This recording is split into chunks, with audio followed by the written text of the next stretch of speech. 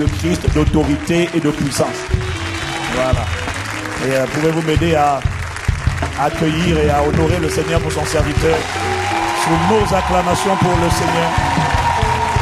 On reçoit le pasteur Mamadou Karambiri.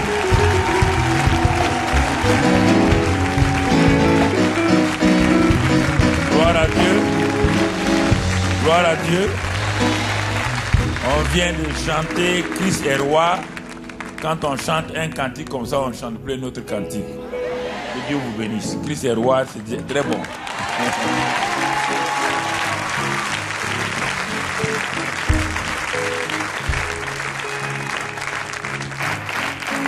Excellent Père de grâce, merci ce matin pour ce premier culte. Nous te sommes reconnaissants pour ta grâce et ta fidélité. Sois béni et sois loué parce que tu es le Dieu en qui il n'y a aucune ombre de variation. Nous te sommes reconnaissants pour ta sagesse et ton esprit de grâce que tu reposes sur nous et que tu ouvres nos cœurs ce matin. Disposons nos cœurs pour écouter ta parole de grâce. Père, sois béni au nom de Jésus. Amen. Asseyez-vous dans sa présence.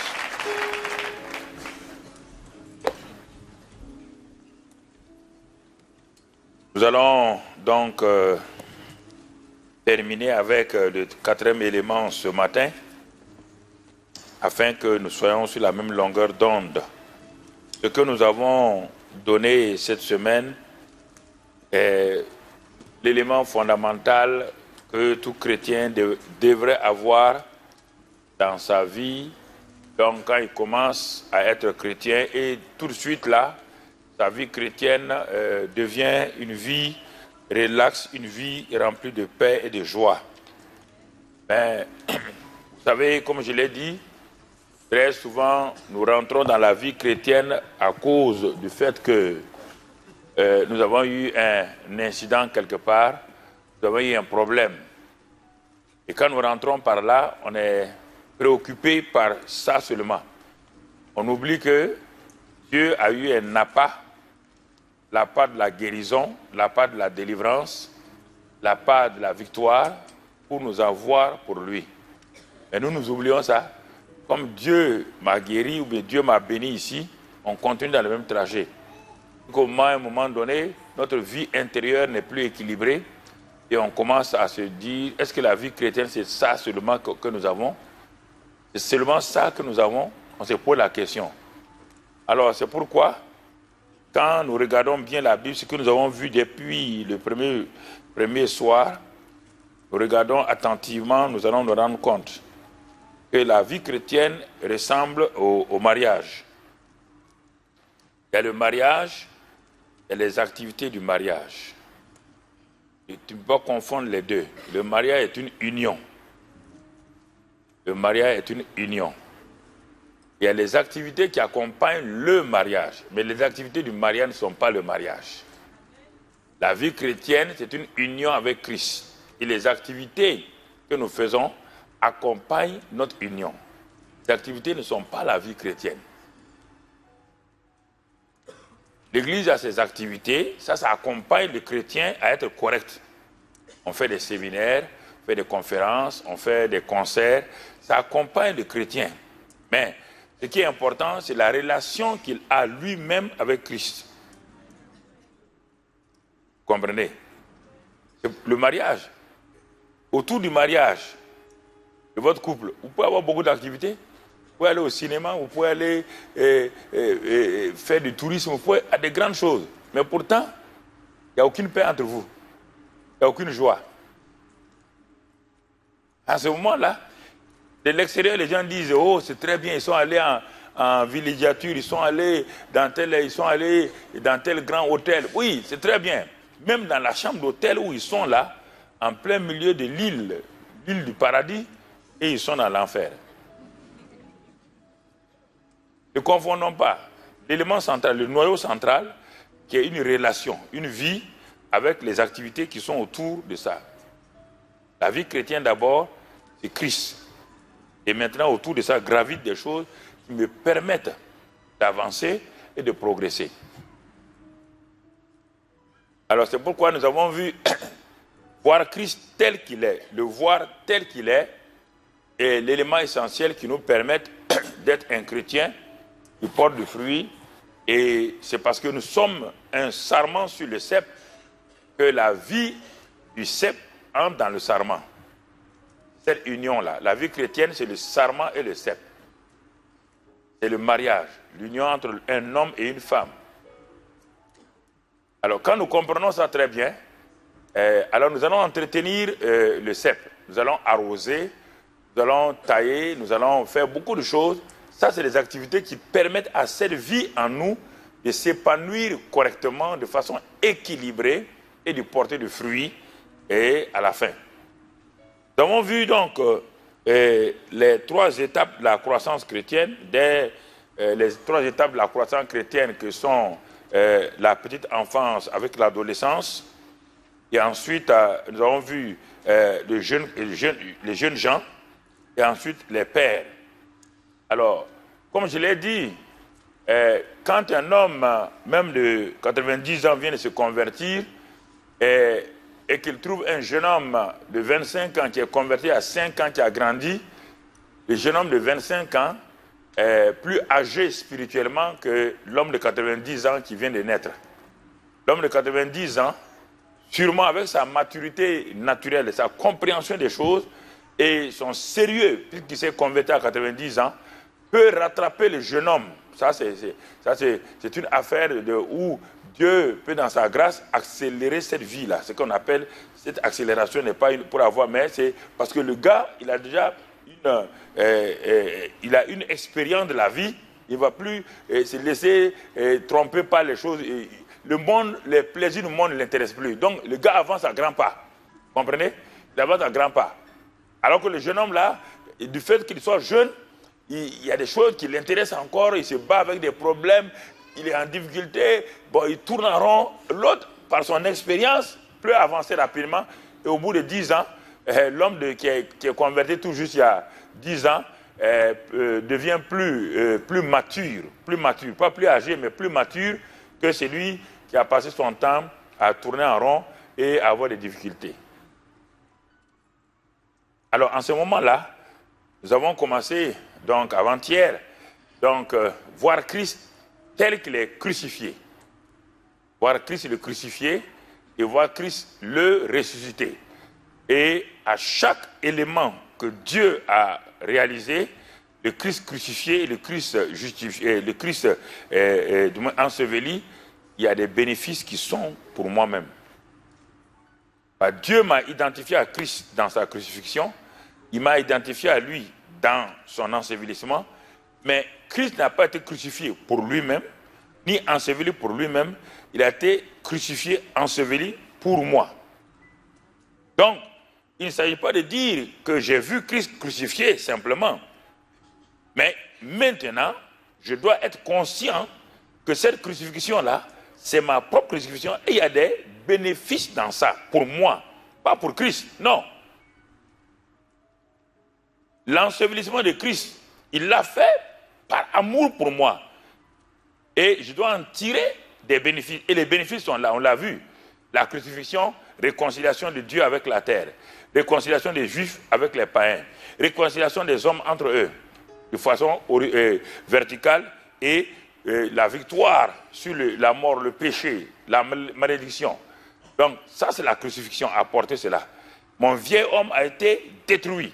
La vieille nature, héritée d'Adam, a été détruite. Et maintenant, comme cela s'est passé, Dieu me dit, mon fils, par l'ensevelissement, je vais aller chercher. Parce que je vais aller fermer l'enfer pour toi. L'enfer qui a été ouvert, où toute personne qui ne connaît pas Dieu va aller là-bas, il est allé et il est parti retirer les clés de la mort et du séjour des morts. Et toi qui as cru, l'enfer est fermé pour toi. Tu n'as plus accès à ça, c'est fini. C'est lui qui tient la clé. Quand il ouvre, personne ne peut fermer. Quand il ferme, il a fermé l'enfer pour toi. Tu donnes la clé maintenant pour aller de l'autre côté. À moins que tu choisisses toi-même volontairement d'aller. Là, tu es libre. Hein? Là, tu es libre. Et ce n'est pas Dieu. Donc, avec ça, troisièmement, on a vu hier comment je dirais, la résurrection, la puissance de la résurrection.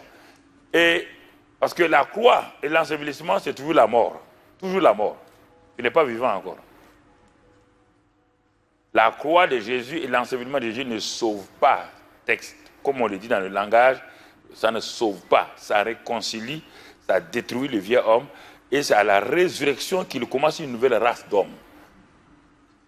À la crucifixion, il a détruit la nature du vieil homme, la nature adamique qui est tombée.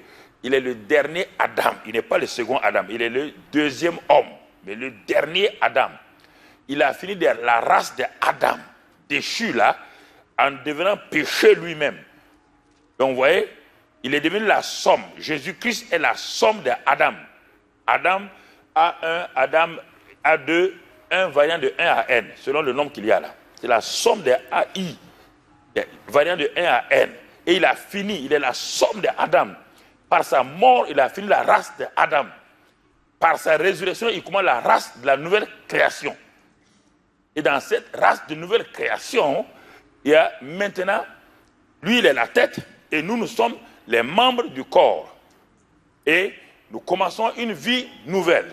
Et cette vie nouvelle commence dans notre esprit. Notre esprit. Et nous devenons une nouvelle personne. Mais comme nous n'avons pas été habitués à la vie spirituelle, quand nous naissons de nouveau, nous voyons les avantages simplement matériels et peut-être physiques, moraux de la nouvelle naissance. Mais nous ne comprenons pas que ce qui s'est passé, c'est notre esprit qui est régénéré. Et comme on ne connaissait pas la vie de l'esprit, alors on n'est pas conscient de ça, on commence à dire, ah mais pourquoi Dieu ne me répond pas? Dieu me répond, il me donne des solutions. Mais à un moment donné, je suis insatisfait. Parce que mon esprit il ne grandit pas, il aurait dû grandir, il ne passe pas de l'étape de bébé spirituel à jeune gens. À un moment donné, je suis insatisfait moi-même et je cherche, c'est pourquoi les gens commencent à chercher des choses spectaculaires pour se contenter. Alors, mais au fur et à mesure que je développe ma relation, parce que quand je suis né de nouveau, il y a quelqu'un qui vient habiter en moi qu'on appelle le Saint-Esprit. Il vient pour un but spécial, sachant que la route que je vais prendre, je ne la connais pas. Il vient pour un but spécial de me conduire. Là, Jésus dit, attendez le Saint-Esprit. Quand il viendra, il vous guidera dans toute la vérité, il vous conduira, il va vous enseigner, il va vous révéler. Il vient pour moi, il ne vient pas pour lui. Le Saint-Esprit n'est pas sur la terre. Ne crois pas qu'il est jaloux quand tu ne parles pas de lui. Communie avec lui simplement. Jésus l'a dit clairement et le Saint-Esprit ne s'est pas offusqué. Il a dit quand il viendra, il vient pour moi, pour me révéler. Il ne vient pas pour lui. Le Saint-Esprit ne vient pas pour lui. Donc ne sois pas offusqué en disant, ah, j'ai adoré Jésus aujourd'hui. Ah, mais il reste le Saint-Esprit, je n'ai pas adoré. Ah, Saint-Esprit, excuse-moi, hein, tu comprends? Non, non, non. Et adore Jésus, tu vas voir que lui, il est là. Quand tu dis Jésus aujourd'hui, qui vient? C'est le Saint-Esprit. L'autre est assis à la droite du Père, en train de faire ce qu'il doit faire. Quand tu appelles Jésus, la personne qui se présente, c'est le Saint-Esprit. Il dit non, je ne t'ai pas appelé, non, tu as appelé Jésus, non. Tu es là pour te révéler Jésus. Qu'est-ce que tu veux de Jésus? Qu'est-ce que tu veux de Jésus? Je suis là. Je suis venu pour te révéler Jésus. Tu as appelé Jésus. Et on ne peut plus le connaître comme ça physiquement, c'est moi qui le connais. Tu veux quel Jésus? Le Christ ou le Jésus, fils de Marie? Ah, il y a une différence, oui. L'autre est né à Bethléem. L'autre est sorti, il est le premier né d'entre les morts.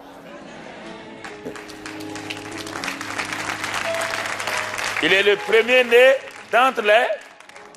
Et il a commencé la nouvelle race des hommes. La nouvelle espèce humaine. C'est ça qu'il a commencé. Et c'est pourquoi les démons et Satan le regardent. C'est pourquoi ses disciples même le regardent. Mais c'est qui? Il ressemble à notre maître la mer. Oui, il dit c'est bien moi. Ceux qui ont dormi avec lui, mangé avec lui, le regardent. On dit mais on dirait c'est un étranger. Il dit non, c'est bien moi, Jésus. Il dit mais pourquoi on ne te reconnaît pas? Il dit parce que maintenant j'ai quitté ce monde physique matériel là. Je suis dans le monde de l'esprit. Vous comprenez? Bien que j'ai un corps là, ce corps là n'est plus un corps soumis là. Regardez-moi, il marche, il traverse le mur. Ah, il ressemble à un génie. Il ressemble à un fantôme. Non, c'est le corps glorifié. La matière, l'espace et le temps n'ont plus le pouvoir sur lui. Comprenez? laisse pas le temps non plus le pouvoir sur lui. La vie chrétienne que nous menons là, elle est en deçà de ce que Dieu veut qu'on mène. En deçà. Parce que nous avons peur. Nous avons peur d'aller. Parce que Satan est rusé. Satan a mis beaucoup de choses dans ce monde-là pour que les chrétiens, dès qu'ils vont là-bas, on va les... Il a fait venir le New Age. Avec beaucoup de choses qui ressemblent au christianisme. Il a fait sortir des clubs partout. Il a dévancé les chrétiens sur le terrain. Pour faire quoi? Pour limiter les chrétiens. Dès qu'un chrétien arrive là, attention, c'est le nouvel âge. Hein. Son enseignement maintenant, c'est le nouvel âge. Son enseignement, c'est la sorcellerie. Son enseignement, c'est ça. Satan est rusé. C'est rusé. Paul dit qu'il est parti au 3e ciel. Mais écoute, bon, je ne dis pas ça, c'est une exception. Pour beaucoup d'entre vous, jeunes, vous ne pouvez pas comprendre. On ne peut pas être chrétien, rempli du Saint-Esprit, sans voir le ciel. Puisque nous sommes assis dans les lieux célestes. Les lieux célestes, ce n'est pas le ciel lui-même. C'est cette atmosphère dans laquelle nous régnons. Jésus est assis à la droite du Père. Nous sommes assis en lui là-bas. Notre corps est là. Mais nous sommes dans un autre monde. Nous sommes nés dans ce monde physique-là. Quand j'étais dans le sein de ma mère, je ne voyais pas ce monde physique. Quand j'étais dans le ventre de ma mère était là, j'étais une réalité.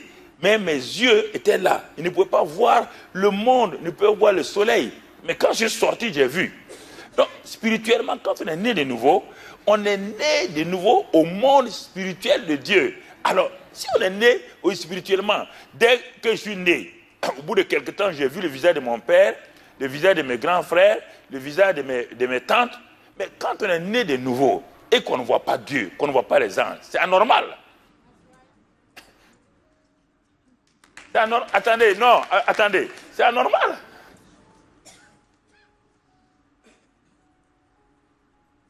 Pourquoi on a fait le microscope?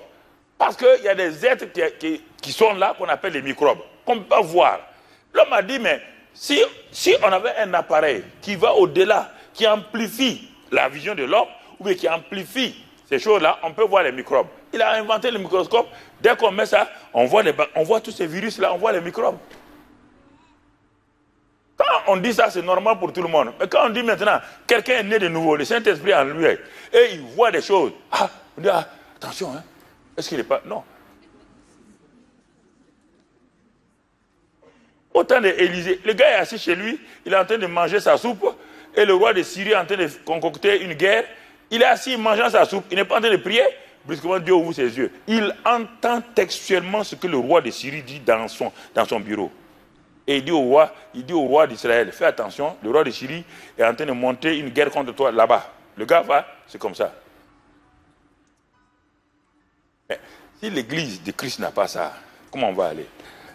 Le monde spirituel autour de nous. La sorcellerie augmente partout.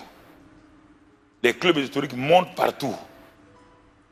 Si vous voyez le monde actuellement, où l'homme qui doit diriger le monde, ils sont déjà presque avec lui. Vous ne comprenez pas. Ils sont déjà presque avec lui. Vous serez surpris de voir cet homme-là sortir faire de ces miracles extraordinaires. Et ceux qui ne sont pas basés sur Christ vont aller. On dit, mais il y a un gars qui fait des miracles plus que le pasteur.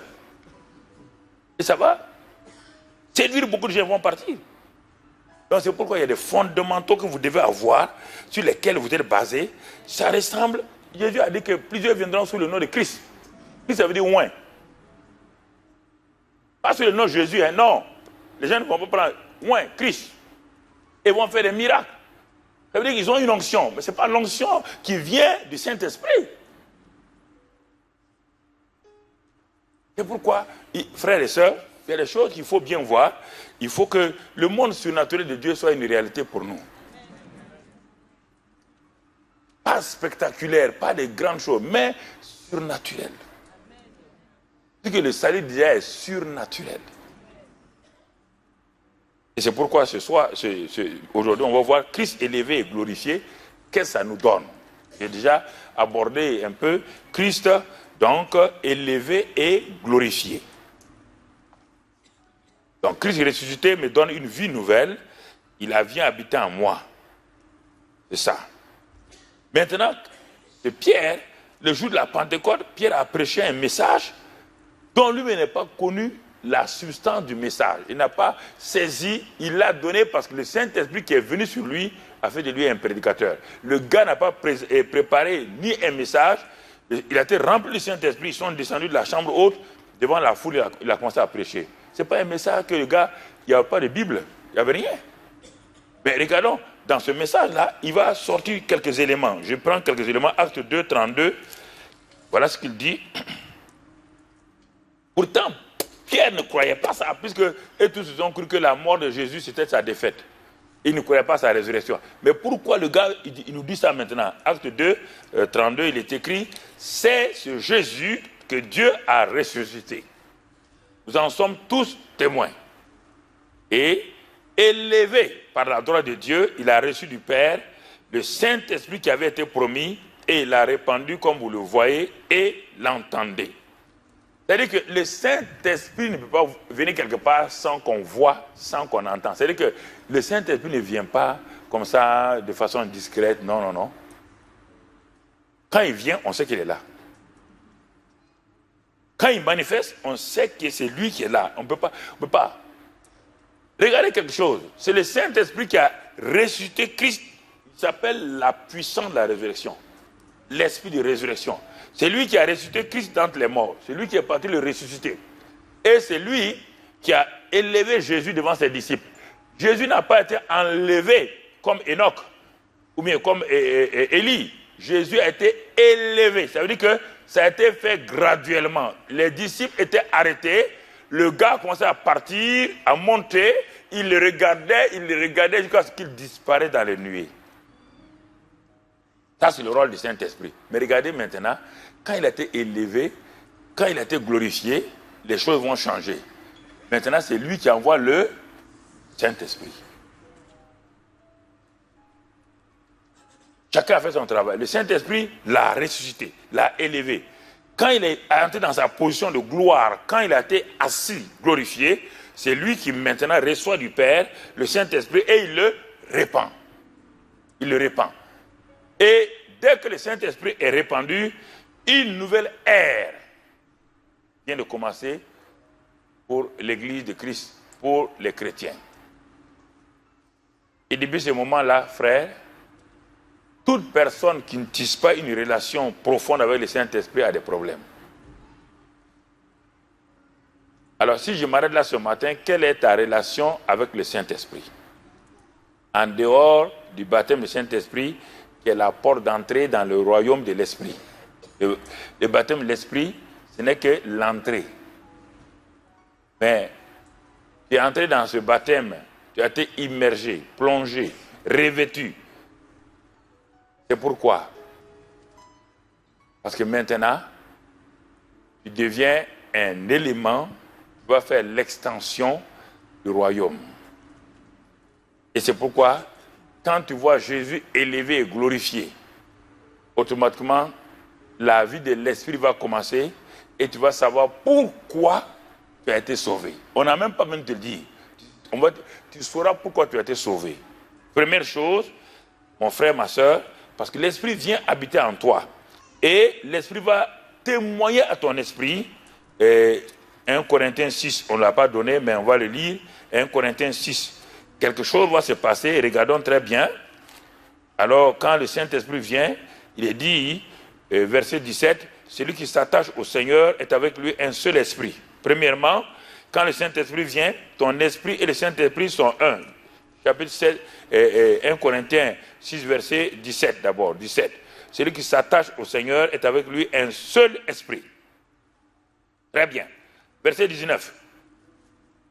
Et allons, ne savez-vous pas que votre corps est le temple du Saint-Esprit qui est en vous, que vous avez reçu de Dieu et que vous ne vous appartenez point à vous-même? Voici un autre manque de prise de conscience du chrétien. Dès qu'on est sauvé, mon frère, Dieu nous rappelle quelque chose que nous devons savoir. Il dit, premièrement, si tu sais que ton corps est le temple du Saint-Esprit qui est en toi et que tu as reçu de Dieu, et tu dois savoir autre chose, que tu ne t'appartiens point à toi-même. Verset 20, Car vous avez été rachetés à un grand prix. Glorifiez donc Dieu dans votre corps et dans votre esprit qui appartiennent à Dieu. Arrêtons-nous là un temps, tout juste. Ah, mais moi je croyais que Dieu m'avait sauvé pour que je puisse faire ça. Non, non, Dieu dit non. Tu ne t'appartiens plus à toi-même. C'est pourquoi tu luttes. Quand on parle de la mort au monde, la mort à la convoitise des yeux, tu luttes avec ça.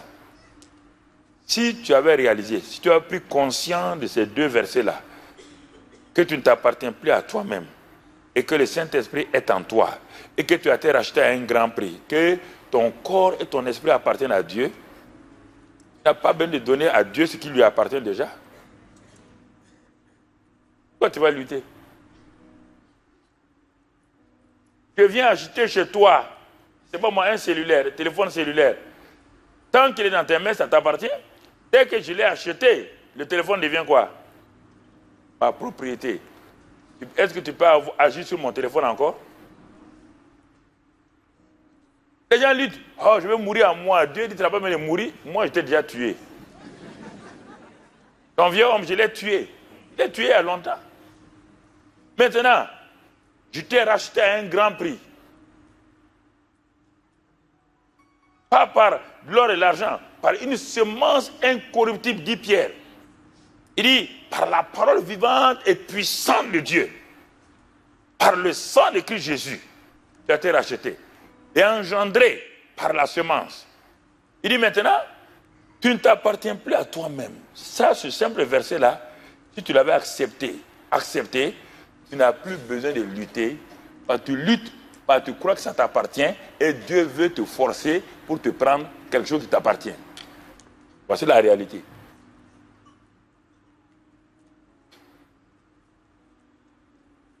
Ah, mais ce que Dieu veut, on dirait qu'il veut faire la force là. Non, il t'a racheté. Le problème, c'est laisser maintenant entre les mains de Dieu ce que les gens ne veulent pas. Ils n'ont pas confiance. Ils n'ont pas confiance. Ils n'ont pas confiance que Dieu est capable de mener leur vie à bien. Et nous croyons, écoutez frères et sœurs, nous croyons que nous maîtrisons nos vies. Ce n'est pas vrai. Tu ne connais pas le lendemain. Même en sortant d'ici, tu ne sais pas ce qui se passe devant toi dans la rue. Tu ne sais pas. Mais Dieu le sait déjà. Ce qu'il te faut, c'est un abandon à Dieu. L'abandon à Dieu, mon frère, ce n'est pas la mortification. C'est une affaire de confiance. J'appartiens déjà à Dieu. Dieu prend soin de son bien. Comme tu prends soin de tes biens. Dieu prend soin de tes biens. De toi. Tu es son souverain bien. Tu es son souverain bien. Il t'a choisi. Il ne veut même pas qu'on touche. Tu es la prunelle de ses yeux. Si les chrétiens comprenaient ça, ils vont se laisser aller. Ils vont se laisser aller. Parce que nous avons une vie dichotomique. Une vie dichotomique veut dire quoi? Une vie à deux choses. C'est-à-dire que Dieu nous a rachetés, on croit que on s'appartient à soi-même et on doit servir Dieu. Non, non, non. Dieu est venu à nous, il a fait de nous son bien. Et c'est lui qui nous conduit. Il n'y a pas deux vies. Tu n'as rien à donner à Dieu. Tu lui appartiens. Il t'a racheté. Tu es devenu son esclave. Dans le bon sens. Maintenant, abandonne-toi. Dis-lui chaque jour, Seigneur, je m'abandonne en tes mains. Aide-moi à être conscient que je suis ton souverain bien. Aide-moi à être conscient que ce corps-là ne m'appartient plus. Ce corps-là t'appartient. Aide-moi. Et tu vas voir, tu vas commencer à prendre plaisir à la nouvelle vie. Sinon, tu vas croire que Dieu te force. Quand, par exemple, Dieu dit aux jeunes gens de ne pas commettre fornication, il dit, ah, mais c'est Dieu aussi qui comprend. Il doit comprendre. Dieu ne comprend pas. Dieu ne comprend jamais. Non, Dieu n'a jamais compris. Dieu ne comprend pas. Parce que tu ne comprends pas que ton corps a été racheté. Et que ce corps-là, Dieu veut l'utiliser pour ton bien, pas pour lui. Écoutez, mon frère, que j'existe ou pas, ça ne fait rien à Dieu. Mais c'est par amour qu'il est venu me prendre. C'est ça que nous devons comprendre. C'est par amour qu'il m'a choisi. Il m'a choisi librement, souverainement. Il m'aime. Mais si moi je pense qu'un si grand Dieu est en train de me traumatiser, on dirait qu'il est contre moi, il ne m'aime pas, il me traumatise. Alors quelque chose ne va pas. Pourquoi un si grand Dieu va s'intéresser à toi, te traumatiser pour quel but? Quel est l'intérêt pour que Dieu me traumatise ou Dieu me crée? Quel est son intérêt? Quel est son intérêt? Quel est son intérêt? Déjà, je suis un citoyen de mon pays. Déjà, même les voisins ne me regardent pas. Un Dieu grand comme ça vient s'intéresser à moi. Il dit, il me traumatise. Ah, nous ne comprenons pas. C'est-à-dire que nous croyons que nous sommes devenus chrétiens, maintenant on est libre. Bon, on demande ça à Dieu si on veut aller là ou non. Dieu te dit, ce n'est pas parce que Dieu te force. Si tu comprends l'amour de Dieu, ça devient facile. Il va te donner des choses auxquelles tu ne penses même pas. Il va te donner les choses auxquelles tu ne penses pas. Ce que toi tu veux là, lui il en a de meilleurs. Il en a de meilleurs. Les choses de Dieu sont meilleures à ce que nous avons. C'est ça le Saint-Esprit est venu faire. Il t'a donné le don le meilleur. C'est le Saint-Esprit qui est un don, sa personne. Et il t'a donné ça pourquoi? Maintenant, tu dois savoir pourquoi il t'a racheté, pourquoi, quel est le but de tout ça. Première chose, acte 1, verset 8, que tu connais bien. Acte 1, verset 8. Et vous recevrez une puissance, le Saint-Esprit survenant sur vous, et vous serez mes témoins. J'ai été sauvé par Dieu, sauvé pour être témoin de Jésus-Christ sur cette terre-là. Témoin de Jésus-Christ. Témoin. Un témoin, c'est quelqu'un qui a vu quelque chose, qui a entendu, qui a assisté et qui connaît la personne qui peut être. Et quand un témoin va au tribunal, le tribunal l'écoute avec attention. Tout le monde l'écoute. Parce qu'il va dire là, peut dénouer la situation. Tout de suite, en 5 minutes. 5 minutes. Parce qu'il y a un homme qu'on a tué, on cherche, on accuse chacun, on a attrapé des innocents, on amène des innocents, on veut les accuser, et vous voyez le président du tribunal est en train, et le procureur est en train de dire des choses, il affirme, oui, voilà, on a eu des preuves, il y a eu tel couteau, tel... Mais tout le monde parle. Et voici un monsieur qui vient tranquillement, il dit, est-ce que je peux être un témoin? On dit, mais pourquoi? Le jugement, non. Il dit, j'ai assisté et je sais qui a tué cette personne. Les choses vont changer. On dit, ah bon? Pourquoi? J'étais là. Quand on le tuait, j'étais derrière. Vous voyez telle chose qui était là. Vos enquêteurs ont vu tel objet. J'étais assis là-bas, accroupi, et je regardais la chose en live. Voilà ce qu'on a utilisé. Ce que vous dites le couteau là, ce n'est pas ce couteau. Voilà ce qu'on a utilisé. Le couteau a été jeté pour semer la confusion. Voilà l'arme. Allez-y dans tel endroit, vous trouverez l'arme avec laquelle on l'a tué. Faites ceci, faites cela. Et en 5 minutes, le procureur, tout le monde s'était, parce que personne n'a pris quelque chose à dire. Le témoin, c'est ça. Dieu dit, il vous a appelé pour être témoin de Christ. Témoin de ce que Paul dit. Il dit au roi Agrippa, Dieu m'a sauvé et il m'a établi pour être témoin des choses que Dieu a dit donc à Ananias, des choses que je verrai, des choses que j'entendrai. Témoin. La première caractéristique d'un chrétien sauvé, rempli du Saint-Esprit, c'est d'être témoin de Christ. Alors, est-ce que tu portes ce témoignage-là déjà autour de toi, dans ta famille et autour de toi? Si tu vois Christ glorifié, élevé et glorifié, tu deviens un témoin parce que cette élévation et cette présence du Saint-Esprit en toi te porte à parler aux gens. Tu deviens un témoin. Un témoin. Ce n'est pas fini? Témoin. Deuxième chose, Matthieu 28, verset 19-20. Et ce témoin-là, qu'est-ce qu'il va faire? Ce témoin, il dit, allez, si vous êtes un témoin, allez, faites de toutes les nations, on ne parle pas des pays, nation ici, pas pays. Parce qu'aujourd'hui, dans les paroles politiques et juridiques, on dit nation veut dire ethnos, les ethnies.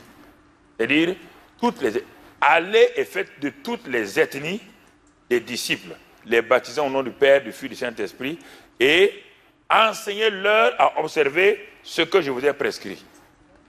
Donc, première chose, je suis témoin de Christ. Ce que j'ai vu, je peux le raconter. Mais je ne m'arrête pas à ce niveau. J'ai vu, je peux témoigner que Christ est réel, que Christ est vivant, qu'il est mort, il est ressuscité, tout, je peux témoigner. Maintenant, on me dit, comme tu es un témoin, il te dit, va maintenant, dis à tes voisins, aux ethnies, aux ethnos qui sont autour de toi, aux ethnos, dis-leur ce que tu as entendu. Et fais d'eux des disciples, amène-les à être sous la discipline de ton maître duquel tu témoignes et enseigne-leur. Deuxième élément, quand le Saint-Esprit vient, il fait de toi un témoin et il te donne d'aller faire de ceux qui sont autour de toi des disciples en les enseignant. On ne parle pas ici de pasteurs, on ne parle pas d'apôtres ni de prophètes. On parle de toi et moi.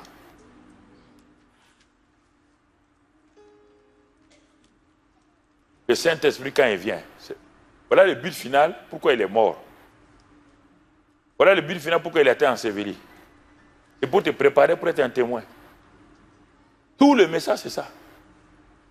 Il est mort, il t'a sauvé de la main de l'ennemi, il est ressuscité, il a pris la clé pour que tu n'ailles plus dans cet endroit affreux qu'on appelle l'enfer, le séjour des morts. Il est ressuscité pour te donner une vie nouvelle, pour que tu sois un homme nouveau, une femme nouvelle. Il est venu habiter en toi. Mais maintenant, tu dois savoir pourquoi. Si ça n'a pas de sens, pourquoi il vient habiter en toi? Pourquoi on te recrute dans une armée? On t'a recruté dans l'armée et on t'a formé et tout. C'est pas fini, on ne va pas te lâcher. Et pour aller sur le terrain, on t'a recruté dans une entreprise, on t'a formé. C'est pour aller sur le terrain, si tu fais le commercial, tu dois aller sur le terrain. Et je ne sais pas pourquoi, maintenant, Dieu rachète des gens, les forme pour être des chrétiens et demande des témoins, des disciples. Nous, on refuse.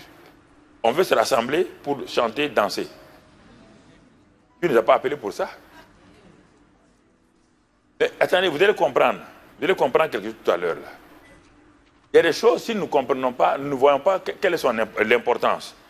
Troisième chose, Marc 16. Donc, témoin, ensuite faiseur de disciples. C'est ça que je suis. Troisième chose, Marc 16, verset 15. Puis il leur dit, allez par tout le monde et prêchez la bonne nouvelle à toute la création. Celui qui croira, qui sera baptisé, sera sauvé, mais celui qui ne croira pas sera condamné. Verset 17. Voici les miracles qui accompagneront ceux qui auront cru. En mon nom, ils chasseront les démons, ils parleront de nouvelles langues, et s'ils boivent, saisiront des serpents, s'ils boivent quelques breuvages mortels, il ne leur fera point de mal, ils imposeront les mains aux malades, et les malades seront guéris. La suite. Le Seigneur, après leur avoir parlé, fut enlevé au ciel et il s'assit à la droite de Dieu. Et ils s'en allèrent prêcher partout. Le Seigneur travaillait avec eux et confirmait la parole par les miracles qui l'accompagnaient. Donc, troisième chose, quand tu es témoin réel de la mort, de l'ensevelissement de Christ, de sa résurrection, et ce témoignage-là a été mis en toi par le Saint-Esprit, alors tu n'as pas peur de prêcher. Prêcher veut dire quoi? Proclamer simplement. Proclamer et dire aux gens, regardez ce que je suis un témoin de Christ. Venez. Et vous les faites asseoir, vous leur parlez. Ils deviennent disciples, on les enseigne. Il dit maintenant, regarde, quand tu fais cela et tu t'en vas, tu vas te rendre compte qu'il y a une puissance qui se manifeste. Ils s'en allaient et le Seigneur travaille avec eux. Pas ils s'assirent, pas ils firent une église, non. Ils s'en allèrent où? Vers les ethnos. Ils s'en allèrent où? Dans les rues et les marchés. Ils s'en allèrent où? Partout. Et le Seigneur travaillait avec eux et manifestait des miracles et des prodiges.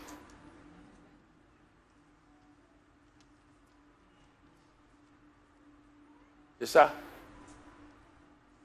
Mon cher frère, cher enfant de Dieu,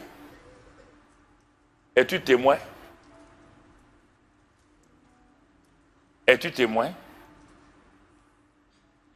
Est-ce que tu as fait des ethnos, des disciples que tu as pu enseigner?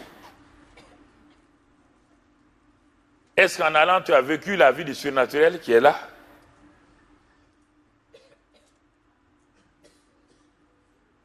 Par exemple, cette année, pendant des années, j'ai conduit l'église, j'ai conduit les chrétiens à aller sur les champs, dans les villages et sur les nations, dans les nations. Ce qui fait que cette année, on a amené 10 ans de la mission, on a amené tous nos missionnaires. Donc, on a plus d'une centaine d'églises ouvertes dans les nations. Et au Burkina, plus de 400 églises, sans compter les cellules et tout. Et qu'est-ce qui s'est passé? Le Seigneur nous a dit, cette année, vous arrêtez et vous allez appeler l'année de l'intensification du témoignage, de l'évangélisation et de la mission.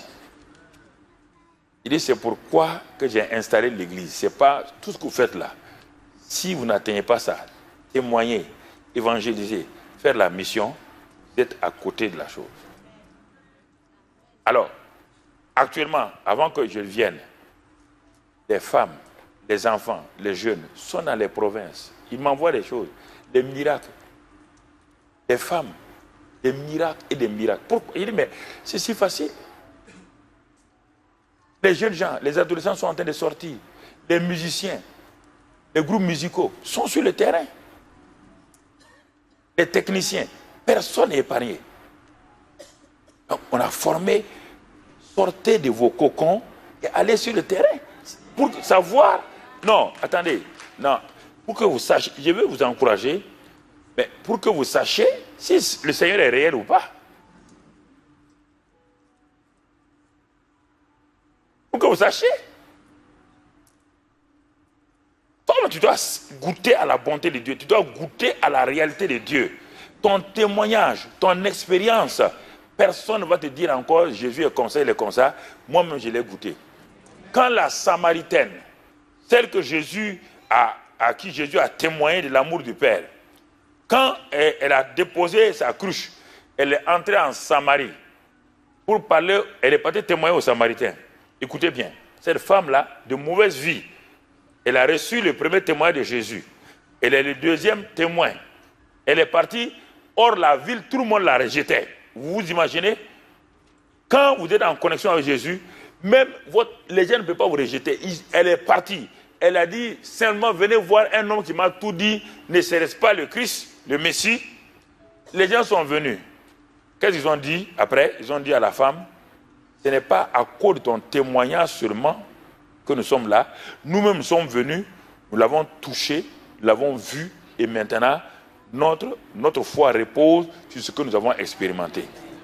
Alors, mon frère, si tu ne pars pas, comment les gens vont expérimenter? Ils vont expérimenter quoi?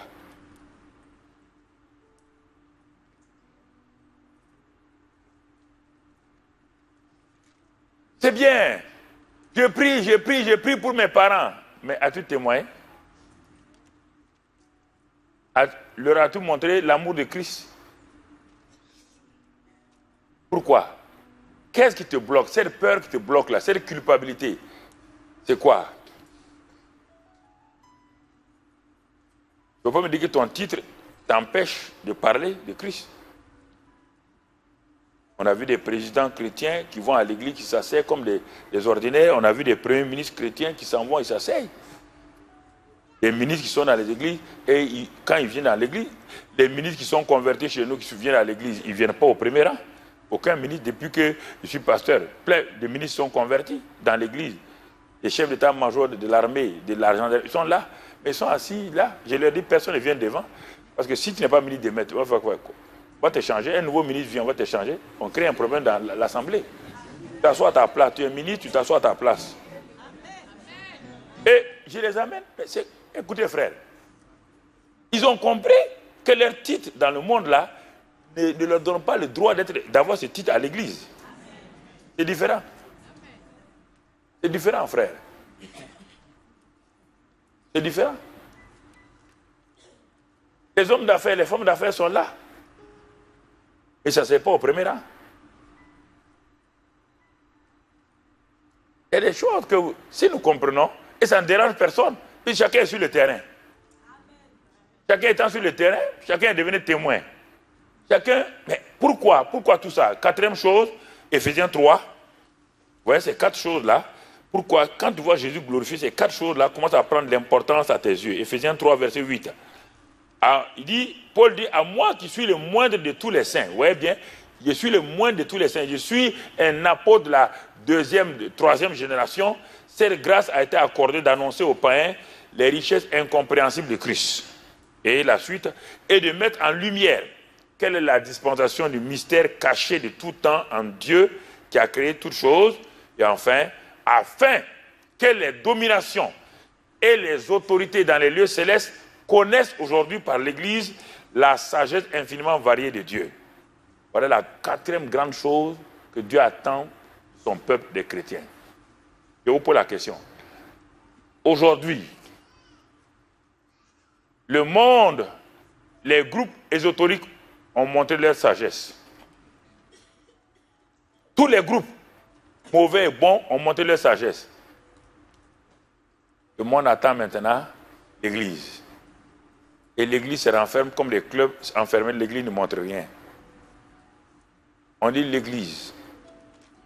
L'Église, toi, et l'Église individuelle.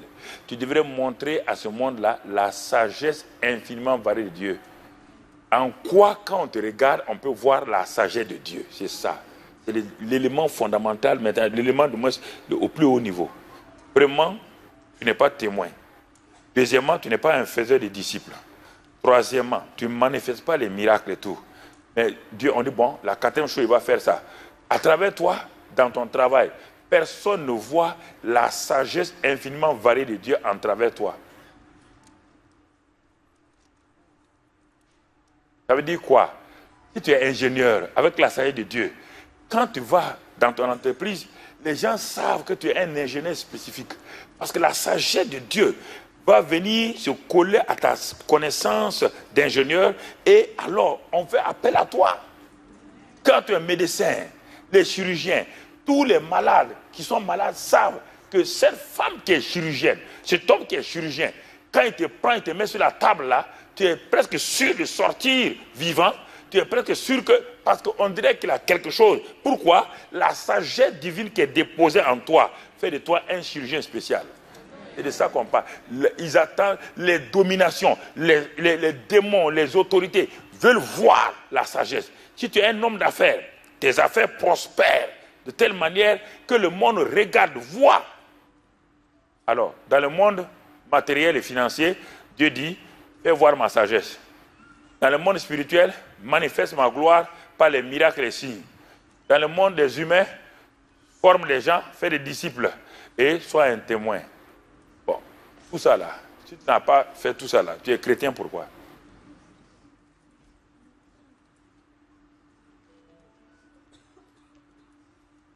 Ah, tu es chrétien pourquoi?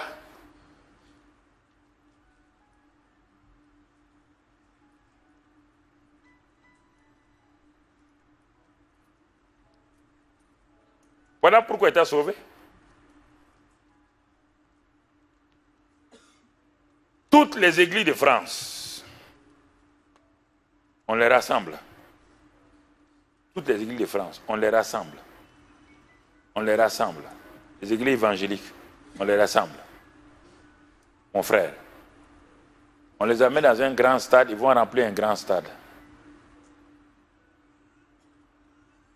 Et la France a combien de millions d'habitants?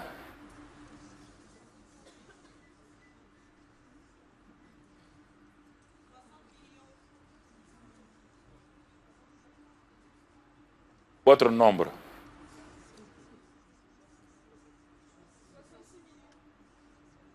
Oui? Quel est votre impact sur la société? Regardez l'église primitive, on dit ces gens-là partout. Ces gens qui ont bouleversé le monde sont là. Aujourd'hui, quand on ridiculise les évangéliques. À tel point que plusieurs évangéliques ne veulent pas se présenter comme chrétiens évangéliques parce qu'ils ont peur d'être appelés secte. C'est parce que tu ne manifestes pas qu'on t'appelle secte. Pourquoi on va aller mettre à la télévision la sorcellerie? Pourquoi on va faire venir la sorcellerie? Pourquoi on va faire la publicité pour des choses bizarres? Et l'église, rien, parce que l'église n'impacte pas.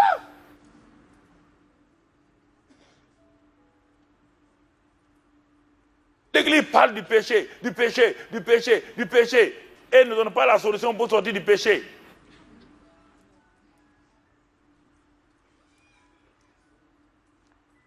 Regardez les Daniel rentrant à Babylone, dans l'Ancien Testament, rentrant à Babylone, comme des esclaves. Regardez l'impact qu'ils ont eu sur Babylone. Regardez Jésus et Joseph, ce petit-là. Regardez-le, Joseph, il rentre dans la maison de Potiphar. La maison de Potiphar a changé, toute l'atmosphère a changé. Il est devenu un témoin de Dieu. À tel point que Potiphar, qui ne connaissait que les fétiches, dit que Dieu est avec toi. Mais Potiphar ne connaît pas Dieu. Il ne connaît que les idoles d'Égypte. Comment a-t-il fait que dire à ce petit bonhomme de 17 ans-là que Dieu est avec lui? Parce qu'il a vu l'impact. Quand il est rentré chez lui en tant qu'esclave, un esclave, le gars n'était pas conscient de son esclavage, il était conscient de la présence de Dieu avec lui.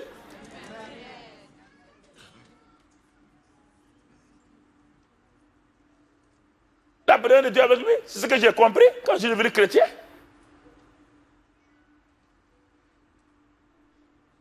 Quand j'ai quitté la France le 3 janvier 1975, j'ai dit à tout le monde, je m'en vais pour être directeur.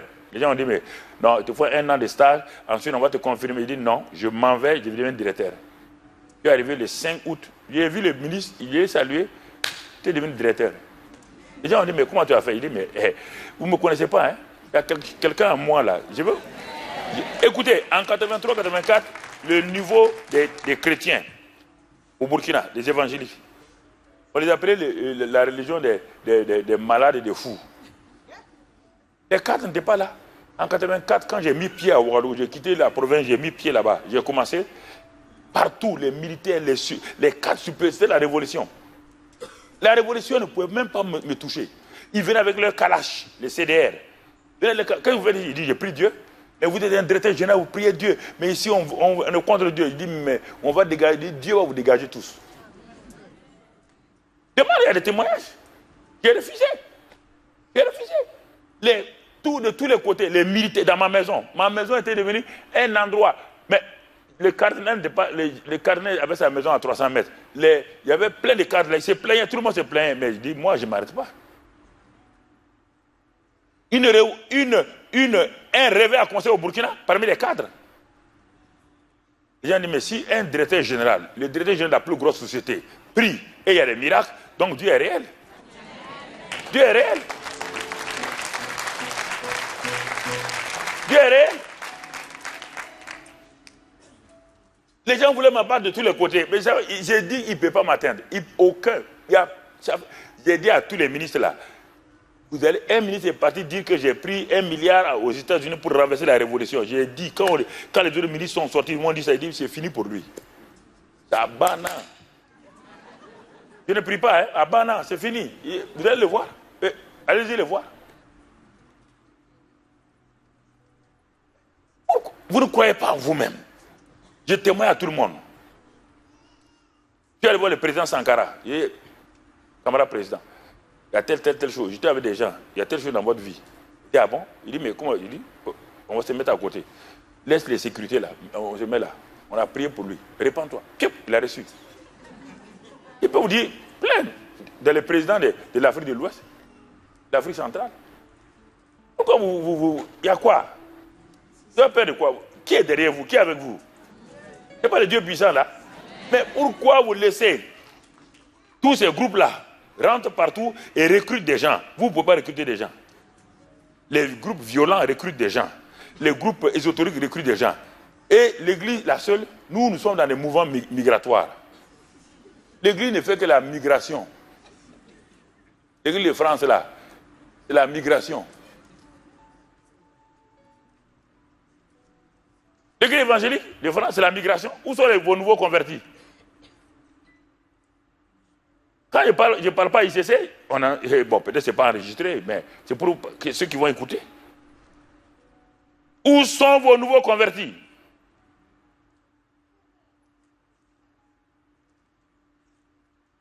Par exemple, toi, tu viens à ICC depuis combien d'années? 3, 4 années. Où est le converti que tu as amené ici? Montre-moi. Tu viens à ta voiture, toi seul, peut-être ta femme, et puis ta voiture est vide. Où sont les convertis?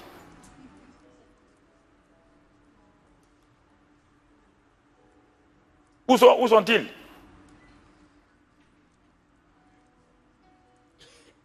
Toi, tu ne peux pas être témoin à une seule personne dans sa maison. C'est vrai que les lois vous interdisent de faire des grandes campagnes, mais toi, tu ne peux pas aller faire le 1 à 1, porte à porte, 1 à 1. Je te dis maintenant ce qu'il y a à faire, on va aller vite. Mon frère, Jésus-Christ, lui, il allait de lieu en lieu avec ses disciples. Alors, mon frère, la passion des âmes. La passion des âmes. Regarde ce qui Dieu t'a sauvé. Pourquoi? Regarde dans Luc 15. Luc 15, verset 7. Luc 15, verset 7 et 7 d'abord. Luc 15, verset 7. De même, je vous le dis, écoutez ce que Jésus dit. Il dit, il y aura plus de joie dans le ciel pour un seul pécheur qui se répand que pour 99 justes qui n'ont pas besoin de cette repentance. Verset 10 maintenant, dans le ciel d'abord. De même, je vous le dis, il y a de la joie devant les anges de Dieu pour un seul pécheur qui se répand. Donc, il y a deux groupes ici. Il y a tout le ciel et les anges de Dieu. La Bible te dit que pour un seul pécheur qui se répand, qui vient à Jésus, tout le ciel est dans la joie. Vous vous dites non, le ciel est dans la joie à travers les concerts. Faux, ni l'adoration ni rien. La seule chose qui réjouit le ciel, quand un seul pécheur se répand. Tu as déjà fait réjouir le ciel depuis que tu es chrétien? Prendre des choses fausses pour venir, que le ciel n'est pas content, vous l'adorez. L'adoration, c'est entre vous et Dieu. Ce qui réjouit le ciel, et les anges sont réjouis. Quand un seul pécheur se répand, ça veut dire quoi? Quand j'amène quelqu'un à Christ, tout le ciel, Dieu me dit que tout le ciel est dans la joie. Est-ce que tu as déjà rendu le cœur de papa bon Dieu dans la joie?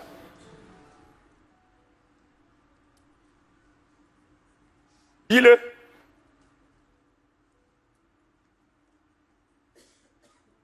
Tout le ciel et les anges sont dans la joie. Pourquoi? Parce que quelqu'un a pu amener un pécheur à recevoir leur Seigneur, Jésus.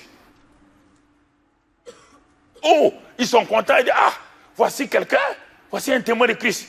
Il a pris un pécheur, il a amené notre Seigneur. Il a amené un homme à croire en Jésus, crucifié, enseveli, ressuscité, glorifié. Et cet homme ou cette femme a reçu Jésus. Tout le ciel est dans la joie. Je pose la question. Depuis quel jour? Dis-moi dans la Bible. On te dit que la foi, sans la foi, on ne peut pas plaire à Dieu.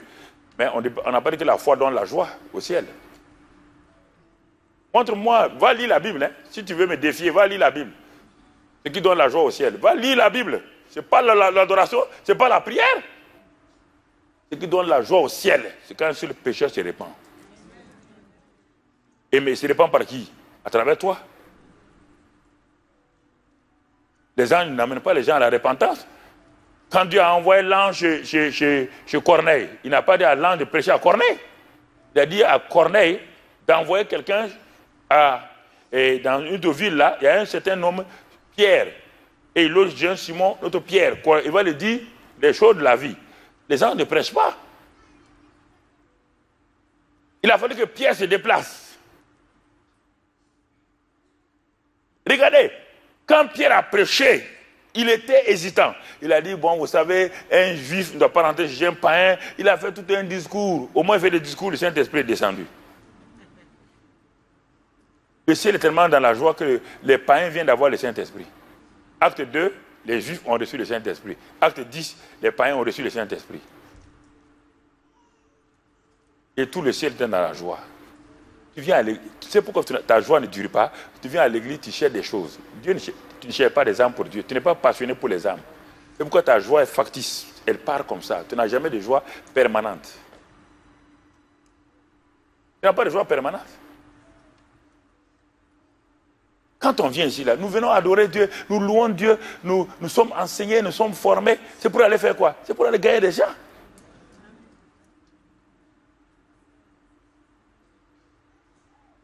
toi tu vas aller au ciel, qui va te... En dehors que Jésus dit, bonne arrivée, qui dans le ciel peut dire, c'est toi, ouais, Jésus, c'est cet homme-là qui m'a amené à Christ, à toi.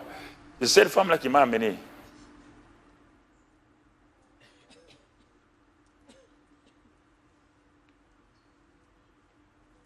Je vous parle sérieusement.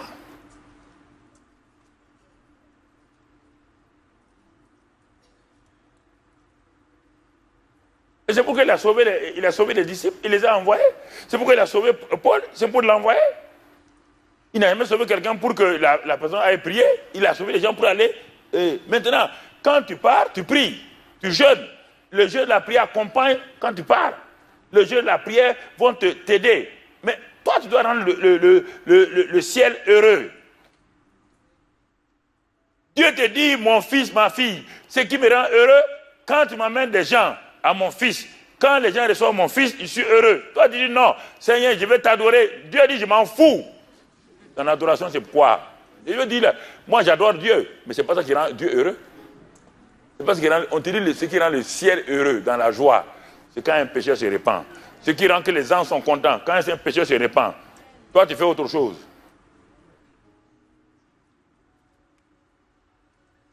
Je vous pose la question. Je vous pose la question. Que faites-vous? Dieu dit, qui enverrai-je? Ésaïe, tu ne fais que prêcher, prêcher malheur, malheur aux buveurs de vin, malheur, malheur. Il a prêché 9 fois malheur, de Ésaïe 1 jusqu'à Ésaïe 5. 9 fois malheur aux ceux qui bâtissent des bâtiments. Dieu dit, mais ça te regarde? Ils bâtissent le bâtiment, pourquoi tu dis malheur? Ah non, attends, Dieu, c'est pas fini. Malheur aux adultères. Dieu dit, mais ça te regarde? Ésaïe 6, Dieu apparaît à Ésaïe. Il voit la gloire de Dieu. Et les séraphins crient, Saint, Saint, Saint, dit, malheur à moi. Il dit, ah, c'est bon maintenant. Malheur à toi-même, c'est très bon. Et Dieu l'a purifié. Quand il l'a purifié, la question maintenant, Dieu dit, qui enverrai-je? Ésaïe dit, me voilà.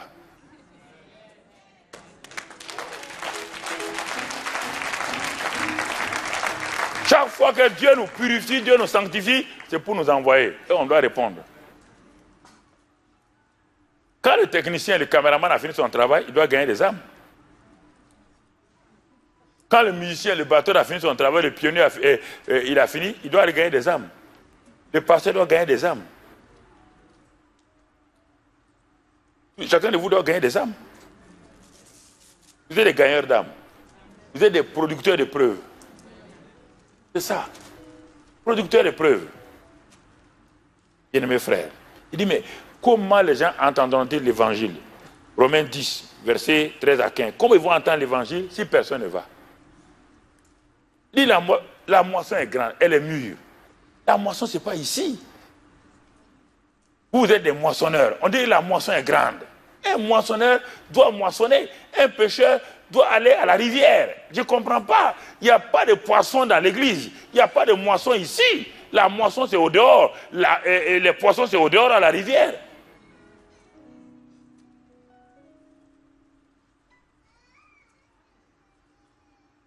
Les pasteurs vous ont formé pour être des moissonneurs, être des pêcheurs. On vous doit équiper en vous donnant certains des hameçons, d'autres des filets, d'autres choses. On dit maintenant, allez. C'est ça que Jésus dit, allez. Non, non, tu veux pêcher ici, il n'y a pas de poisson ici.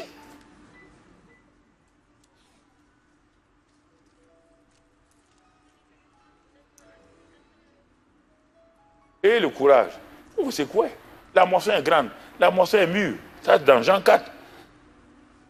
Matthieu 9, 35, Jésus s'arrête. Il amène ses disciples, il s'arrête. Les disciples disent, mais pourquoi le maître parle? Matthieu 35, 36, il dit quoi? Il parcourait tous les villages, les villes et les villages, enseignant dans les synagogues, prêchant la bonne nouvelle au royaume et guérissant toute maladie. Voilà. Et c'est pas fini. Voyant la foule, voyez bien.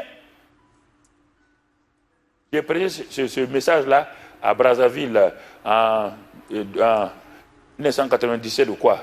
Brazzaville, il était à Brazzaville. Tu vas à Brazzaville, demande aux hommes d'affaires, il m'appelle l'homme de l'onction. À Brazzaville. J'ai prêché ça là. Il dit, Brazzavillois, chrétien brazzavillois, et église évangélique, toutes les églises là, regardez, Regardez ce qu'il y a. Voyant la foule, qu'est-ce qui se passe? Jésus est en train de regarder la foule. Mais on dit, voyant la foule. Jésus regarde la foule. Les disciples regardent la foule, mais ils ont deux visions différentes. Quand les disciples regardent la foule qui est là, ils voient des bandits, ils voient des voyous, des adultères. Parce que la loi leur a donné ses lunettes. Quand Jésus voit la foule, il voit une foule quoi? Languissante et abattue. Comme des brebis qui n'ont point de berger. Pourquoi tu ne pars pas? Parce que tu as une mauvaise vision de la foule. Tu ne pars pas parce que tu as déjà jugé la foule. Tu ne pars pas, tu as déjà condamné la foule. Tu ne pars pas parce que tu n'as pas la bonne vision. C'est pourquoi tu ne pars pas. Voyant la foule, ça c'est la vision. Toi, tu as la vue. La vue, c'est la fonction des yeux. La vision, c'est la fonction du cœur. Si tu n'as pas un cœur qui a une vision, tu ne vas jamais atteindre les foules. Tu ne vas jamais être passionné pour les foules. Tu vas trouver des arguments. Oh, là, c'est ça, on ne peut pas aller. Ici, c'est tant, tu ne peux pas aller. Ah, tu n'as pas une vision. La vue va te créer des problèmes. Voyant la foule, Jésus fut ému de compassion. Première chose, il a vu la foule. Bonne vision. La bonne vision amène quoi? Deuxième élément, il est rempli, ému de compassion. Là où il y a la vision, il y a la compassion toujours. Toujours, là où il y a la vision, il y a la compassion. Toujours. La deuxième chose, voyant la foule, compassion. Et quand il y a la compassion, troisième chose, tu ne peux rien faire. Il a dit, prier, intercession. Vision, compassion, genuflexion, intercession. Quand il a fait ça, quatrième chose, mon frère, ma soeur, il va faire quoi? L'onction. Il va lui donner l'onction. Et cinquième chose, il dit, allez maintenant. Il dit ça dans Matthieu 9 et Matthieu 10. Il faut aller ouvrir ça et regarder. Ils sont allés, d'aller prêcher le royaume, d'aller dire aux gens. Va dire. Ah, mais je ne suis pas pasteur. On ne t'a pas dit pasteur? Est-ce qu'on parle de pasteur ici? C'est Paul, 50 ans, qui a parlé de pasteur, apôtre, prophète. Laissez ça tomber. On ne parle pas de... On dit, allez. Femme, allez. Homme, allez. Les femmes vont aller là où il y a les femmes. Les hommes vont aller là où il y a. Et les hommes d'affaires vont aller là où il y a les hommes d'affaires. Allez.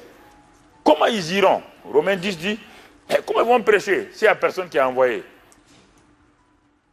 Comment voulez-vous que les foules entendent la bonne nouvelle si personne ne part? Et si personne ne part, c'est qu'il n'a pas été envoyé. Donc Dieu vous dit, allez. C'est ça, quand tu vois Jésus glorifié, exalté, tu ne peux pas rester là.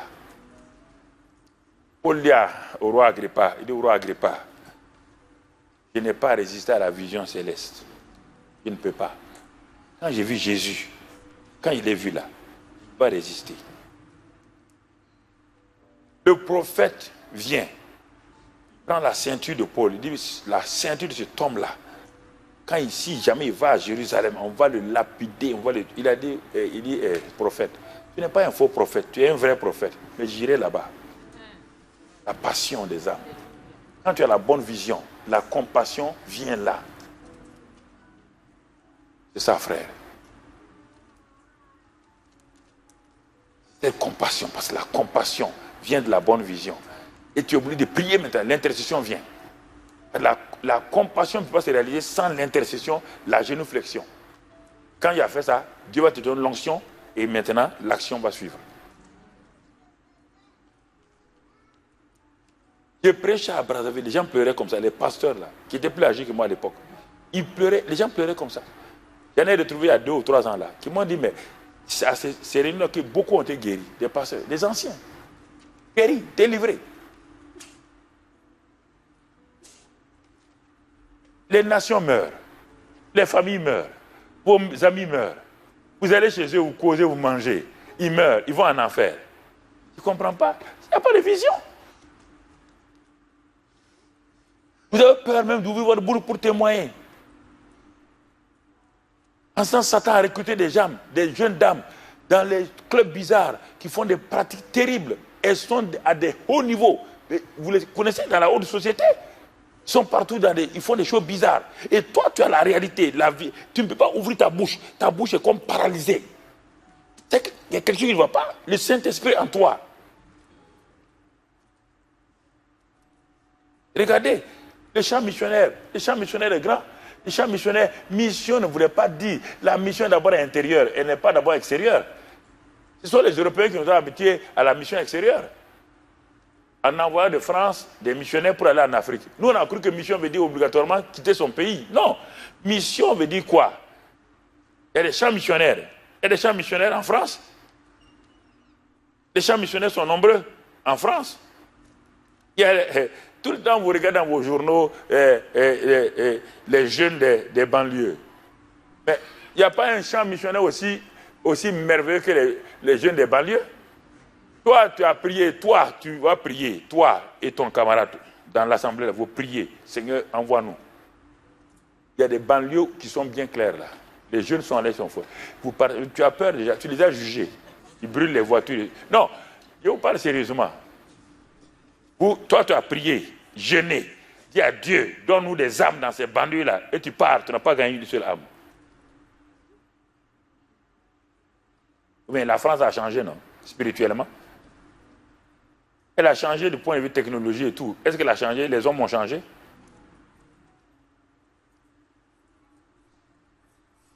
Quand je parlais au restaurant universitaire, quand je parlais dans les rues de Toulouse, quand je parlais, les gens m'insultaient. Hey, quitte là. Mais plus tard, Dieu dit, va les voir. Je n'ai pas les trouver en train de pleurer. Il dit, mais qu'est-ce qu'il y a? Ça ne va pas ma vie. Il dit, mais je t'ai parlé de la vie. Les gens sont apparemment durs. C'est normal. Personne ne veut se faire avoir. Mais quand l'amour est là, vous allez voir les gens. Les autres groupes là recrutent les gens où? Dans les jeunes des banlieues. On ne t'a pas d'aller recruter quelqu'un, on dit d'aller amener l'amour de Dieu aux gens. Aller amener l'amour, Christ les aime, là, ça aussi c'est un problème.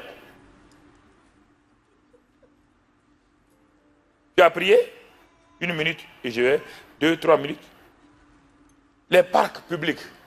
Pourquoi toi tu ne pries pas pour que les samedis, au lieu d'aller te promener, va et va, tu ne pries pas pour aller, Seigneur, envoie-moi dans un parc public avec ta copine, allez-y. Donne-nous les stratégies, les tactiques pour parler à des gens. Les gens sont assis au soleil, chez le soleil, ils sont assis sur les bancs. Va t'asseoir à côté.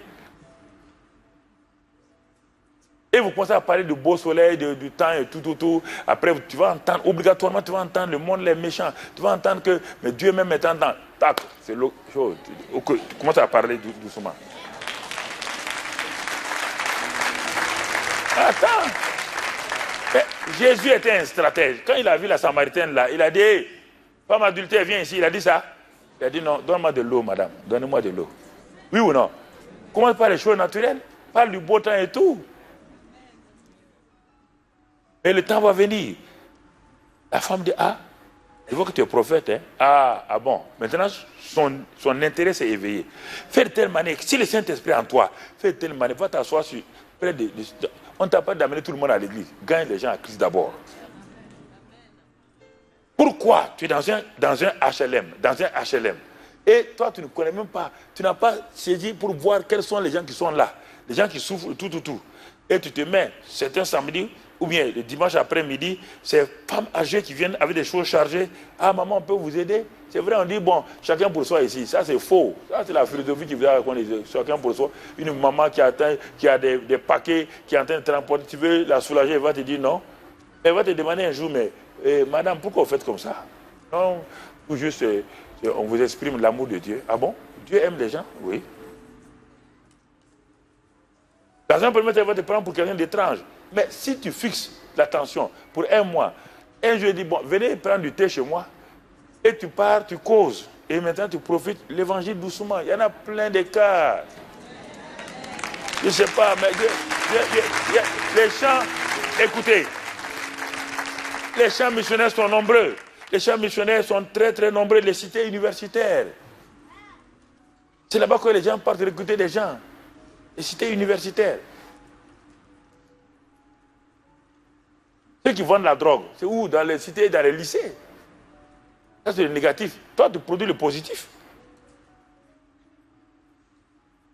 Les réfugiés, ils sont nombreux actuellement en Europe. Les réfugiés. Ils sont découragés, ils ne savent pas, ils sont sous les ponts. Regardez-les, tu les regardes tout le temps sur France 24, partout, ils sont nombreux. Pourquoi tu ne pars pas? C'est la vision, la compassion là, et la génuflexion qui ne sont pas dans ta vie. Si tu as la bonne vision, la compassion, tu pries, tu jeûnes, ce sera utile pour Dieu. Même Mère Teresa, quand elle partait en tant que Mère Teresa qui est décédée là, quand elle quittait son pays, l'Albanie à l'époque, une jeune, elle est partie quand elle est arrivée en Inde. C'est qu'elle a, j'ai compris quand je suis allé en Inde, à Calcutta, je suis allé à Bombay, je suis allé à comment ça s'appelle, New Delhi et puis Madras, tout ça là. Quand j'ai vu, j'ai compris pourquoi elle a eu la vision. Elle est partie jeune. Elle n'était pas une chrétienne fervente. Mais quand elle a commencé à voir tous ces gens, vous voyez dans certaines rues là, vous voyez les gens sont sous des... Moi j'ai vu ça, mon cœur était touché. Elle a vu ça, elle a commencé à développer. Bon, en tant que catholique, elle n'a pas développé tout ce qu'on vous dit là, mais elle a commencé à dire à Dieu, son cœur a commencé à crier à Dieu. Je vais être un instrument en tes mains. Regarde comment elle a envahi tout l'Inde.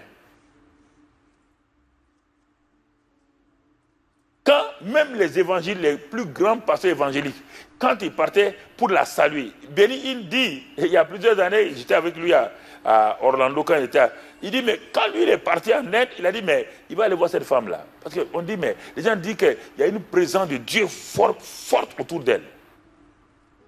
Alors, en ce temps, Benny Hinn fonctionne dans l'onction. Il dit que quand il est arrivé à 2 ou 3 mètres de cette maman-là, Mère Teresa là, il ne pouvait plus avancer. La présence de Dieu était tellement forte sur cette femme-là. L'amour. Quand tu vois ses yeux, on dirait les yeux du Seigneur. L'amour coulait. Je dis comme un liquide. L'amour coule. L'amour coule. L'amour coule. À travers les yeux qu'on voit, tu saisis les gens. La passion des âmes, c'est dans les yeux. Quand tes yeux sont nets, quand tu regardes, tu vois les choses des gens, tu vois la souffrance des gens, tu vois la souffrance, tu vois les gens souffrent. Parfois, quand je prêche longtemps, c'est pas parce que je veux prêcher. Il y a quelque chose en moi que je veux vous communiquer. C'est pas, je ne veux pas, non, je veux vous communiquer ça. Tant qu'il n'y a pas cette passion des âmes là, c'est un problème. Il y a plein de gens. Vous voyez bien? Là. Les dépressifs sont nombreux. Évangélisation dans les petites salles, dans les quartiers, témoignages, simplement des goûters de dames. Quand je parle dans le Pas-de-Calais, dans les années 90, dans le Pas-de-Calais, toute la région de Carvin, tout cela là-bas vers l'île et tout, pour avoir, parce que c'était difficile pour avoir les gens. Dis, on va faire des goûters de dames. Vous allez inviter, le samedi soir à 16h, les dames des quartiers et tout, vous les invitez à un goûter. Dites simplement goûter les dames. Et vous les invitez, vous ne leur dites pas, vous allez, non, vous dites, bon, vous avez un invité qui vient d'Afrique là, bon, il vient, il donne un témoignage, invitez-les simplement, laissez-moi le reste. Et ces femmes-là louaient un restaurant l'après-midi, à 16h, partaient, simplement avec peut-être un piano, puis ils accueillaient ces mamans, ces femmes seules, ces femmes célibataires, les mères célibataires, les accueillaient là, les installaient dans cette salle-là, 16h, dimanche après-midi. Bon, on les entretenait avec des thés, des cafés, on leur demandait d'où elles viennent, où est-ce qu'elles logent. Bon, on s'intéresse à elles, ah bon, vous vous intéressez à nous? Bon, dans un premier temps, il y a une réserve, mais au fur et à mesure que l'amour se manifeste, et moi, j'étais assis, je regarde. Et je regarde bien ce que je dois dire aux gens. Je regarde la réaction des gens. Mais les sœurs qui faisaient ça là s'occupaient bien des gens. Et maintenant, quand le temps est arrivé, bon, mesdames, messieurs, certains des hommes venaient, nous allons introduire, bon, on ne disait pas l'orateur à l'époque, bon, un frère qui est venu pour vous témoigner de l'amour de Dieu. Mais en ce temps-là, je ne prêche pas ça. Je prêche ce que j'ai vécu. C'est ça, là, dans ma vie. Je leur communiquais à ces mamans, à ces femmes seules. Je vois cette femme-là qui venait de quitter l'hôpital avec des bandelettes autour de la tête de son enfant. Et j'ai dit aux gens de sortir, les inviter. Elle dit que non, elle est communiste, elle ne croit pas en Dieu.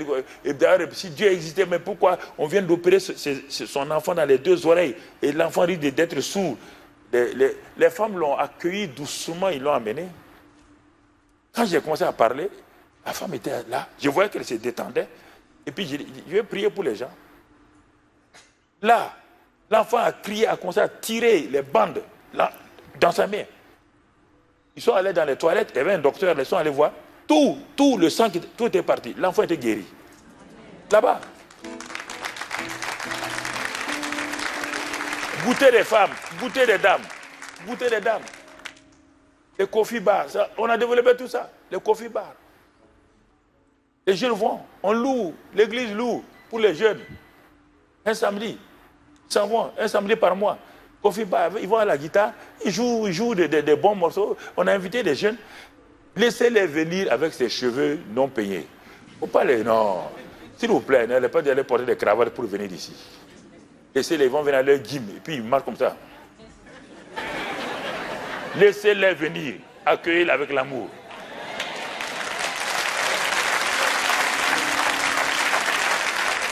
Accueillez-les, recevez-les. Quand ils vont changer, plus tard, vous allez voir comment ils vont devenir. Accueillez-les tels. Jésus les accueillait comme ça. Développez ça, frère. Je m'arrête là. Vous voyez, rallye pour les jeunes. Rallye pour les jeunes. Vous n'avez pas besoin d'attendre le pasteur. Vous donnez l'idée au pasteur. S'il voit que c'est bon, il dit, ah, très bien. Hein? Ah, vous voulez faire rallye des pasteurs? Oui, où? Mais là-bas. Il y a un stade de l'autre côté, rallye les jeunes. Vous voulez faire quoi exactement? Et vous donnez vos idées. Ils voient, ah, c'est bien, mais allez-y, on va voir. Vous partez. Et c'est rallye des jeunes là. Mais ça peut être dans le sport, ça peut être dans beaucoup de choses. On ne peut pas évangéliser ici. Contourner les choses, puis gagner les gens. Simplement. Rencontre des leaders. Rencontre des leaders. Il y a des leaders ici, plein de leaders. Vous ne pouvez pas aller faire goûter des dames. Mais organisez des choses. Demandez au pasteur où il y a des gens. On a une salle au Hilton ou quelque part. On veut inviter des gens. Bon, pasteur, qu'est-ce que tu nous conseilles? On veut inviter des gens. Les gens ne viennent pas à l'église. Ils ne veulent pas venir à l'église. Bon, on veut vous inviter. Bon, est-ce que vous pouvez venir parler un peu de leadership? Parce que dans ça, votre pasteur est très bon. Venez parler de quelques 30 minutes. Et vous les invitez, ces gars-là, ils sont assis, guindés comme ça. Mais laissez-les. Ah bon, les chrétiens parlent de leadership? Oui, oui. Ah, on croyait qu'ils parlaient Alléluia. Non, non, ils parlent de leadership. Mais quand il a fini, il dit, messieurs, dames, nous vous remercions tant, et puis tout. Vous savez, nous prions pour les gens. Il n'y a pas quelqu'un qui refuse la prière. Nous prions pour les gens. Au deuxième chose d'affaires, projet d'affaires, vous allez voir qu'ils vont s'intéresser. Il y a tellement d'opportunités. Prions. Seigneur, que ta grâce soit sur ton peuple. Que tu les bénisses puissamment, que toi-même tu les renouvelles. Ce merveilleux peuple qui est là, et nous croyons que c'est un peuple qui a compris et qui va par la grâce de Dieu aller de l'avant parce qu'ils ont des potentialités en eux, tellement de choses que tu as faites pour eux. Donne-leur de réjouir ton cœur de Père, donne-leur de rendre le ciel heureux, de rendre les anges dans la joie.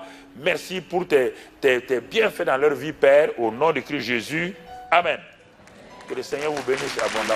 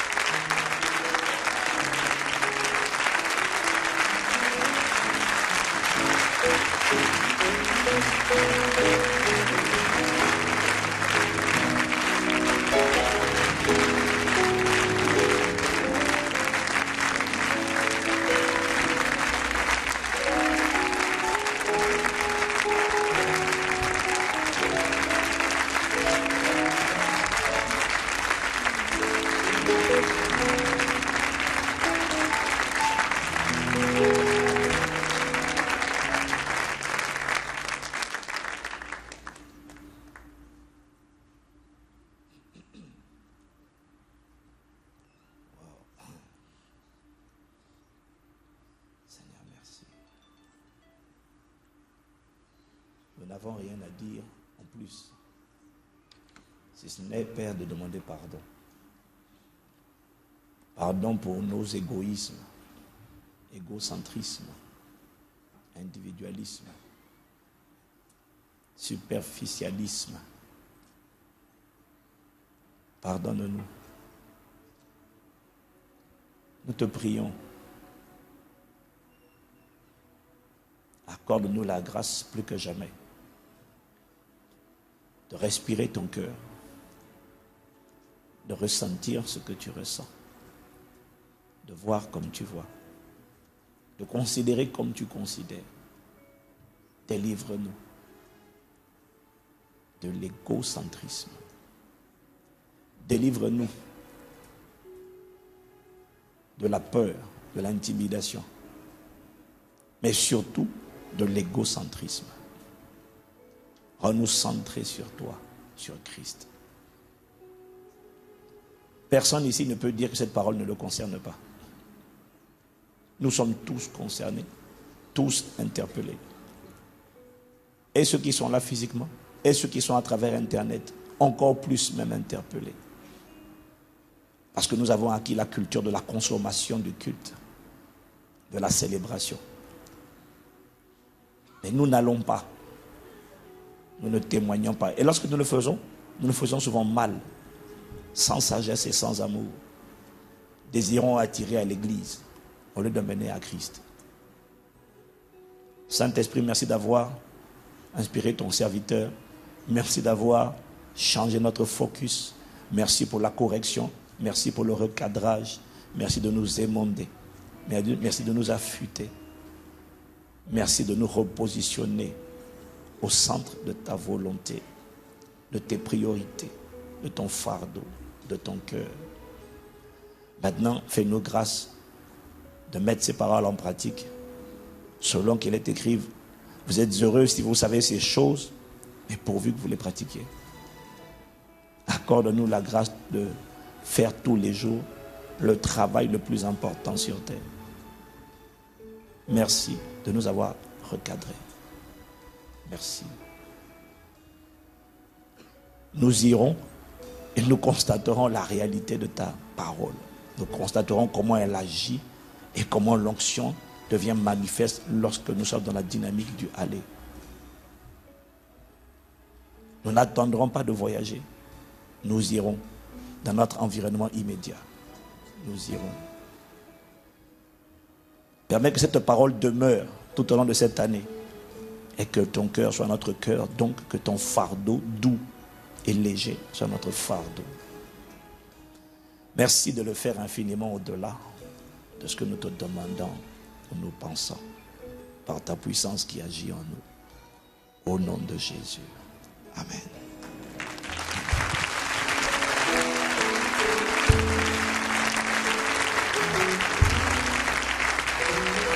Amen. Nous sommes arrivés à la fin de ce service. Nous avons beaucoup débordé. Et il y a déjà beaucoup de monde dehors pour le deuxième service. Alors nous allons simplement incliner la tête. Est-ce qu'il y a des gens qui sont là pour la première fois à Impact Centre Chrétien? Il y a des gens qui sont là pour la première fois. Ok. Ceux qui sont là pour la première fois, on a habituellement un chant pour vous, mais on ne va pas le chanter parce qu'on a vraiment beaucoup débordé. On va juste vous demander où sont les responsables des placeurs de l'intégration. Merci. Ceux qui sont là pour la première fois, on vous demande de bien vouloir venir devant. Nous voulons vous accueillir 5 minutes, prendre 5 minutes de votre temps, vous accueillir de manière personnalisée. Amen. Voilà, dès que le culte sera fini.